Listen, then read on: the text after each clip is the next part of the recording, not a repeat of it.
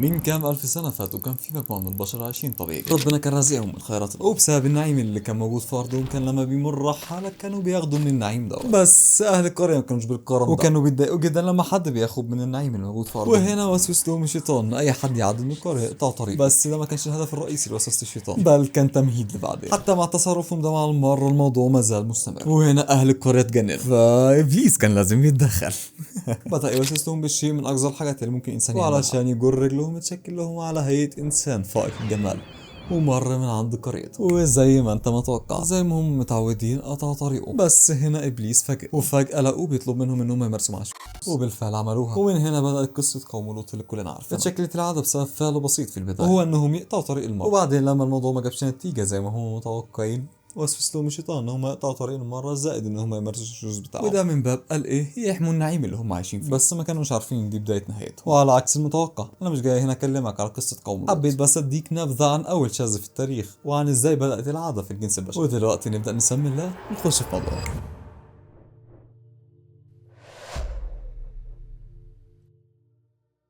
بس في 2024 ركز معايا كده عشان الموضوع مش زي زمان. ما سالتش نفسك ليه ازاي انسان كبير وعاقل يقع في الموضوع ده؟ كده كده انا وانت عارفين الفكره بتروج لها من مجتمع الميم ان اللي بيتولدوا كده دي فكره خاطئه. مهما عملوا من بحوثات ودراسات دقيقه مش غير من فكره ان الراجل الكروموسوم عنده اكس واي. يلعبوا في الجينات بتاعتك اي نقصوا لك شويه هرمونات ويزودوا لك شويه هرمونات وده مش غير من كونك مسخ عايش معانا. طيب طالما البديهيات دي كلنا عارفينها ليه بينتشر بالطريقه دي؟ يعني مثلا في امريكا بص عشان تفهم الموضوع اكتر فركز معايا. كان في قريه فراخ، الفراخ اللي كانوا عايشين في القريه ديت بداوا يلاحظوا زياده مهوله في عددهم وده كان عامل قلق للفراخ الكبيره، او ان في المستقبل الاكل اللي موجود ما يكفهمش كله. فكروا في اكتر من حل الموضوع. نقتلهم مش هينفع، لا قتلناهم ده مش هيغير من اعمل بس فزعه ما بينهم مش ده اللي احنا عايزينه. في ديك منهم بص كده وفوق راسه لمبه نورت وعلى شماله شيطان بيوسوس. الفكره كانت بسيطه جدا وهي اننا نرجع افعال قوم لوط لزماننا ده بس مع شويه بهارات. اللي حصل كالتالي بداوا في البدايه ينشروا اللي كان متعارف عليه فرخه فرخه او ديك مع ديك، بدا يحطوها في الافلام والمسلسلات عشان تتقبلها، في الالعاب في الاغاني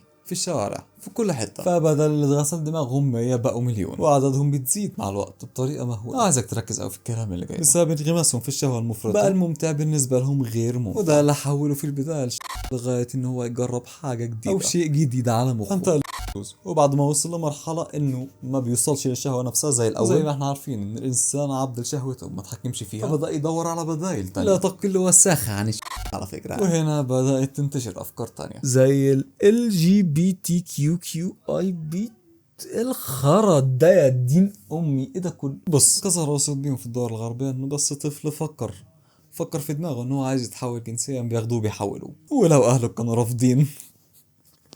ويلكم ان يو اس اي مع الولايات المتحده الامريكيه. لو رافض طلب ابنك اللي عمره ما تعداش ال7 سنين في انه يغير جنسه وياخد قرار هيقلب حياته. هو حتى مش عارف يقرر اذا كان عايز الحليب سخن ولا بارد ولا حتى عارف انه اذا حط مسمار في الكهرباء هيتكهرب ولا لا. فهناخده من قلب بيتك وغصب عنه نعمل له عمليه تحويل على حساب الدوله وهنسكنه مع عائلات تانية علشان يعرف يعيش وهو مرتاح. وده كله مش هتقدر حتى تعترض يا راجع يا متخلف. ده طبعا غير الانيميشن المفروض يبقى مخصص للاطفال بقى مليان قذارة من شيء. على سبيل المثال قناة زي كرتون نتورك كأنهم بيقولوا لك إن ما كنتش انت تتقبل الشيء ده ولادك هيتقبله. زي ما احنا شايفين الغرب بدأ يطبق فكرته على اللي عايز واللي مش عايز. هيجوا لحد باب شركتك ويخبطوا عليك ويقولوا يا اما تخلينا احنا نحدد نوع جنس الشخصيات اللي في اللعبة بتاعتك يا اما لعبتك مش هتشوف النور. زي ما حصل في لعبة مش هذكر اسمها بسبب ان اللعبة بتروج لأفكار كفرية. طيب ازاي ممكن شخص كبير وعاقل يتأثر بالكلام ده؟ وبص يعني الشخص الكبير والعاقل ده ولا التحكم الكامل في انه يتاثر ولا لا في البدايه بسبب ادمانه الملذات زي العاديه او مشاهده.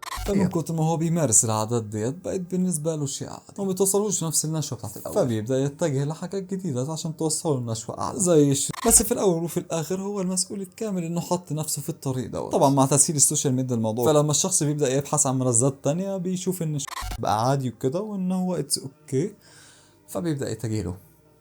في حاجات طبعا تانية غير برضه في نفس القذارة يعني مش موضوع مش مقتصر بالشذوذ بس يعني برضه انا حاسس ما ببرر لهم في ناس اذا كانوا مش هيتجهوا للشذوذ بيتجهوا لحاجات تانية زي البيدوفيليا والكلام دوت. طيب ازاي ممكن تحمي نفسك من الافكار ديت؟ مبدئيا وده اكيد لازم تكون قريب من ربنا وفاهم في الدين ولو جزء صغير وعارف ايه الحلال وايه الحرام علشان ولاد الشر يدخلك من جوانب تانية علشان تقتنع بالكلام بتاعهم. يعني على سبيل المثال بيجيبوا لك شخص ويقول لك انه هو مسلم وش يعني وفيها ايه لما تبقى شاذ وانت مسلم؟ اتس اوكي براذر انت ليه متضايق فيها ايه؟ الله يصور لك الشخص ده على اساس انه هو راجل دين وفاهم كويس جدا فيها ايه لما تكون انت كمان يا عم.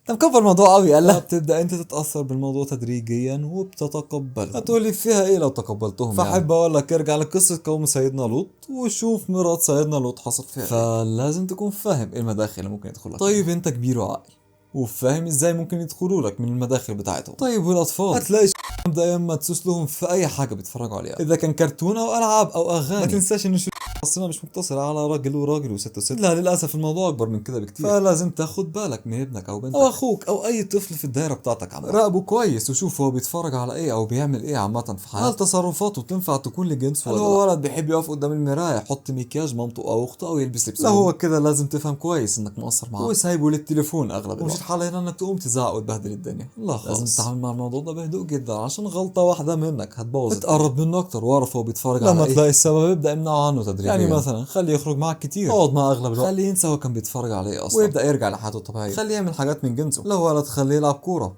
ينزل معك الجيم، يعمل اي حاجه من جنسه تفيده وتشغله عن الشيء اللي كان بيتفرج عليه. لو بنت تقف مع مامتها وهي بتهتم بنفسها، تنزل تشتري حاجات تحسسها بانوثتها. لو هي مش بترضى جيب لها وخليها عندها، هي طبعا هتبدا تحط وتجرب وتعمل، ومهما حصل البنت هتفضل تحب تحس بانوثتها، فانت ما تحرمهاش من الاحساس ده. في ناس ممكن تكون مستتفه الموضوع يقول لك يا عم ما فيش الكلام ده عادي يعني، بس الموضوع مش بالتفاهه ديت. لو مش ملاحظ في حرب اعلاميه معموله عامه، ولو مش ملاحظ اكتر احب اقول لك انهم بيكسبوها للاسف. لما تبدا كل الالعاب تحتفل بشهر 6 على انه هو عيد المثليين والهبل ده كله، والناس تبدا تهاجم الشركه ويقاطعوهم، هاجم معاهم. حتى لو انت بتلعب اللعبه او بتستخدم منتجات شركات تانية، انت مش بتعمل ده علشانك، انت بتعمل ده علشان الجيل الجاي. لما يجي طفل يشوف ان الاف الناس بتستنكر فعل معين، هيبدا يستنتج تدريجيا بفطرته ان الشيء ده غلط ويبدا يستوعب خطوره الحاجات دي كده من غير ما انت ما تحس. بتكون حرفيا بنيت للطفل ده معتقد يحميه من الافكار دي، فعمرك ما تستقل بالشيء ده علشان انت ما تعرفش ممكن ابنك او بنتك يوم من الايام يكونوا مكان الطفل ده. وفي النهايه لازم تاخد بالك جدا من الحاجات اللي انت تتفرج عليها، عشان للاسف هتلاقي بابسط الحاجات افكار مسمومه عايزينك تتبناها وتشوفها شيء عادي. ما كانش شذوذ هيكون الحاد او اي معتقد عايزين يروجوه. ما تكونش متكبر تقول انا مفيش اي حاجه بتاثر فيا وانا عارف انا بعمل ايه كويس، علشان ده الباب اللي بيدخلك منه